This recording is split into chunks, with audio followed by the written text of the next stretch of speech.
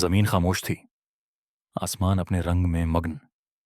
تب رب العالمین نے فرشتوں سے کہا، میں زمین پر اپنا خلیفہ بنانے والا ہوں۔ اور مٹی سے ایک جسم تخلیق ہوا، روح پھونکی گئی، اور وہ انسان جس کا نام آدم تھا جیتا جاگتا وجود بن گیا۔ آدم اور حوا جنت میں رہے، لیکن شیطان نے وسوسہ ڈالا، وہ درخت جس سے روکا گیا تھا اس کا پھل چکھ لیا گیا۔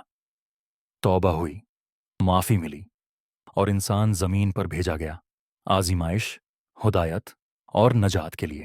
ہر وہ لمحہ آیا جب آدم کو جنت سے زمین پر اتارا گیا۔ مختلف روایات مختلف جگہوں کی طرف اشارہ کرتی ہیں۔ کچھ کے مطابق سری لنکا کا آدمز پیک، کچھ کہتے ہیں جزیرہ نما عرب، مگر ہمارے خطے میں ایک مقام صدیوں سے معروف ہے، لاہوت لامکھاں، بلوچستان کے پہاڑوں میں چھپا ایک راز۔ یہی وہ مقام تھا جہاں بعض مقامی روایات کے مطابق آدم علیہ السلام زمین پر اترے۔ یہیں سے ان کا سفر شروع ہوا، تلاش میں، توبہ میں، اور پھر ملاقات ہوئی حضرت حوا سے۔ اسلامی روایات کے مطابق جب توبہ قبول ہوئی تو آدم علیہ السلام نے خانہ کعبہ کی بنیاد رکھی، اور پھر وہ لوٹے اسی طرف برصغیر کی جانب، اور یہیں پر آج کے بلوچستان میں ایک عظیم تہذیب نے آنکھ کھولی۔ مہرگڑھ، انسان کا پہلا شہر، زرعی انقلاب کا پہلا قدم، جہاں انسان نے بیج بویا، برتن بنایا اور تاریخ لکھی۔ کیا یہی وہ ہے جگہ تھی جہاں حضرت آدم نے اپنی نسل کے ساتھ نئی زندگی کا آغاز کیا؟ ہمیں پورا یقین نہیں، مگر آثار قدیمہ اور مذہبی روایات دونوں ایک دوسرے سے کچھ نہ کچھ ہم آہنگ نظر آتے ہیں۔ جب آدم علیہ السلام کی نسل آگے بڑھی، ان کے دو بیٹے مشہور ہوئے، قابیل اور ہابیل۔ ہابیلو بکریاں چراتے تھے، ایک معصوم روح، اور قابیل زمین کاشت کرتے تھے، ایک محنتی مگر حسد کا شکار دل۔ پھر آیا ایک امتحان، اللہ کے حضور قربانی پیش کی گئی، ہابیل کی قربانی قبول ہوئی، قابیل کی نہ ہوئی۔ اور پھر انسان نے پہلی بار خون بہایا تو اس کے نفس نے اسے بھائی کے قتل پر آمادہ کر دیا، پس اس نے اسے قتل کر دیا، مگر قابیل کو معلوم نہ تھا کہ لاش کے ساتھ کیا کرے۔ تب اللہ نے ایک کوا بھیجا جس نے زمین کھود کر اپنے مردہ بھائی کو دفن کیا۔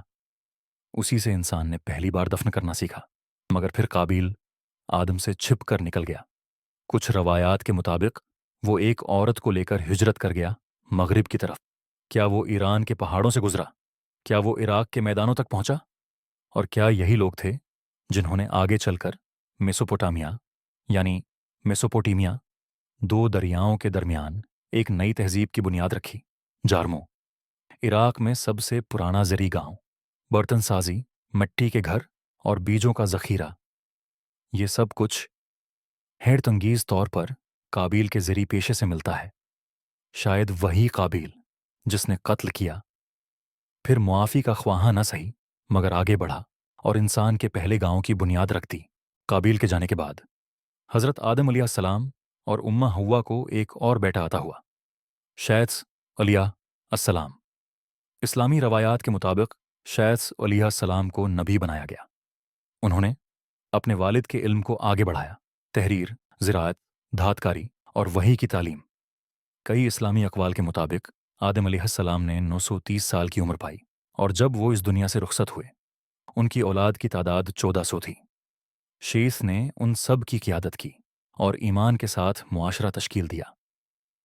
انہی دنوں جنوبی ایشیا میں مہرگڑھ بھی مہرگڑھ کی ابتدائی بستیاں آباد ہونے لگیں، جہاں کاشتکاری، مویشی پالنا اور برتن سازی کے واضح آثار ملتے ہیں۔ کیا یہ وہی لوگ تھے جن کے بزرگ آدم شیث یا ان کی نسل سے یہاں ہجرت کر کے آئے تھے؟